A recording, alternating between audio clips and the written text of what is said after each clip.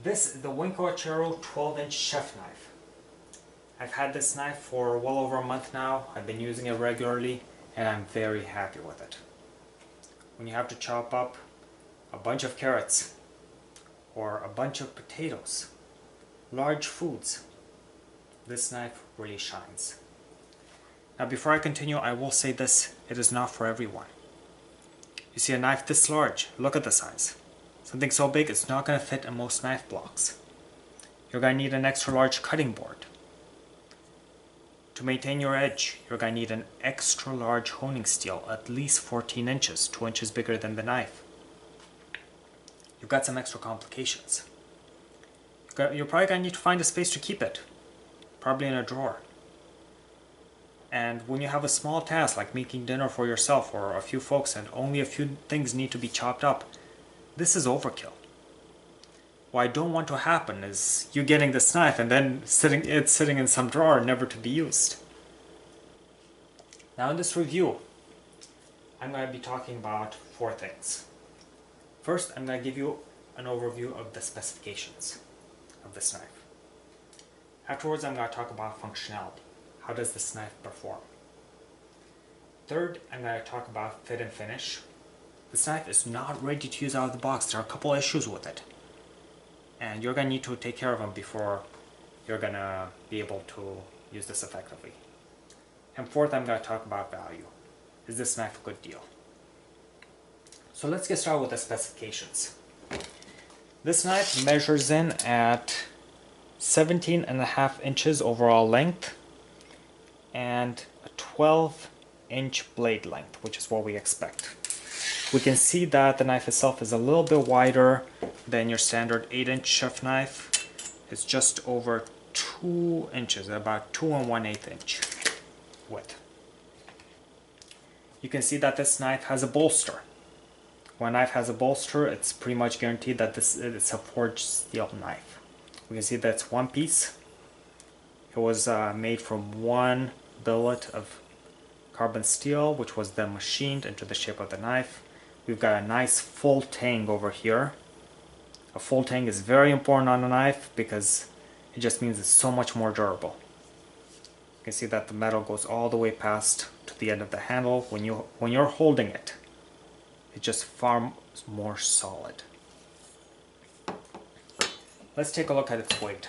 This knife is a little bit heavier than its smaller counterparts. Now I've weighed this before, it should come in at about 334 grams. Yes, just like we expected. So let's get started with functionality, because that's where this knife really shines. To begin, we've got this nice comfortable handle. Very smooth.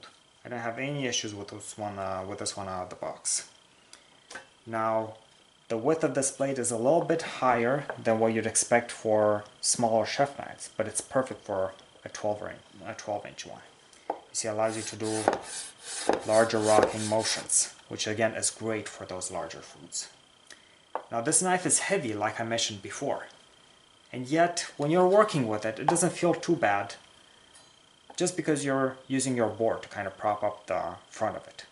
So really, this knife, it doesn't go up in the air too often. Most often it's going to be on the board, and that's going to take off some of that weight. And this is going to be great for fatigue. You see, when you're working with large amounts of food, keeping this front of the knife on the board, supporting some of its weight, you're not going to get tired out on your wrist. Now for the drawbacks. This knife, it's front heavy.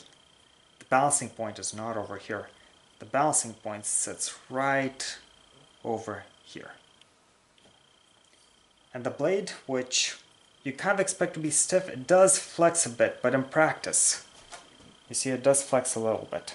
When you're using it in practice, you don't really notice. Now, let's see how it performs.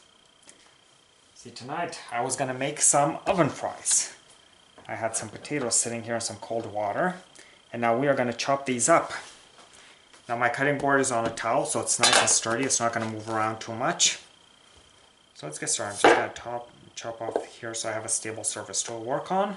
So I'm just going to chop this up into smaller ones. You notice what happened there? And now again, once in a while, the potato is going to stick to this blade and get stuck. I think the reason for this happening even more is because of the thickness of the blade up here. Like I said, this knife, not that great for detailed work. But now that we got this part out of the way, it should go a lot smoother. We're going to take our potato, we're just going to use our claw grip, cut up our fries. Look at that. And then do the same for this one. All done, look at this. These are going to be some nice fries. We're going to take these and we're going to throw them in our pan.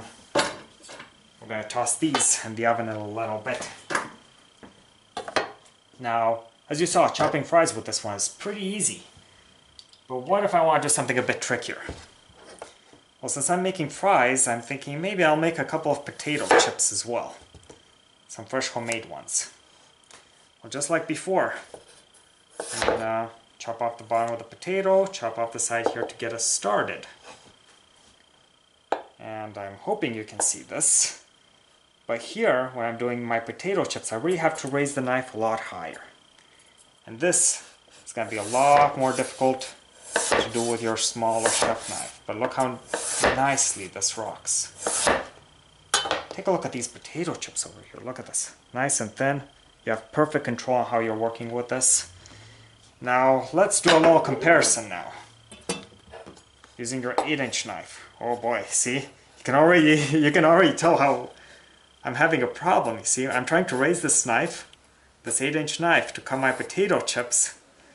But my point is already going into the board over here. So when I bring it down, I'm actually digging this, the point of the knife into my cutting board. So this is where I run into issues. I have to switch more to a chopping grip here. And you can see I don't have quite the same smooth control as I did with the other one. You see, I end up with these halfway cut potatoes as opposed to this one. Look how nice this one is. So I'm going to take my 12-inch knife here and just finish up this potato here. And I'm kind of at the end. So I think we're going to take this one, turn it into fries. And now that I cleaned off the knife, we are ready to move on to fit and finish. As I mentioned, this knife isn't quite ready to use out of the box. You've got a couple of minor things you have to take care of first. Let's start off with the top of the knife. Right out of the box, these edges, they're kind of sharp. So when you go to your pinch grip, it's gonna scratch you. It's not gonna be very comfortable to work with it. So you're gonna need to take some sandpaper. 600 grit sandpaper and just go around the top edges here and just smooth them out. Get them nice and smooth so that I can run my fingers like this and it's not going to hurt me. The next fit and finish issue, and this is common with the Winco knives, and I've mentioned this in other reviews I've done, is the etching.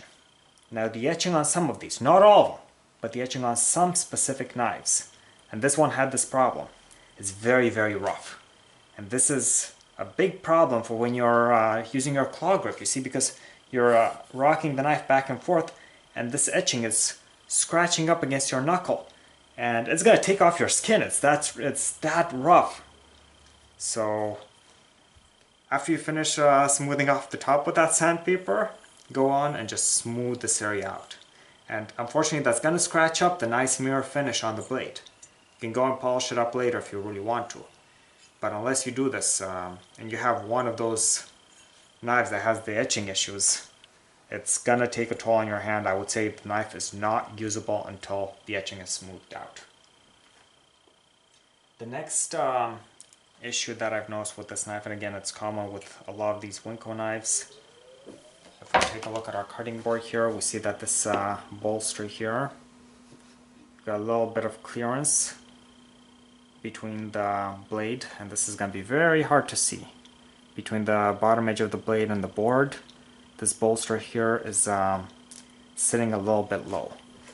And that's easy to fix. You just take a file or a bench grinder and just shave off like 1/2 millimeter, just a little bit off the bottom of the bolster. And the bolster is great, by the way, very nice and safe. It keeps your fingers away from this edge. This knife, it is sharp out of the box. and it's sharpened to about a 20-degree angle, and it's usable. 20-degree angle is usable. It's not optimal. I would say go in and resharpen this to about 15 degrees. If you can, just redo the bevel on your edge. 15 degrees on each side. And I think you'll find that it makes a big difference on how the knife performs. Let's talk about value. This knife costs $14 on TigerChef.com. Just $14, and that's quite a steal. It's certainly doesn't feel like a $14 knife. It feels a lot more expensive, just based on the length alone and the quality of the material they use. This is X50CR MOV15. This is a German steel. It's a high carbon steel which is easier to maintain, easier to sharpen, performs very well.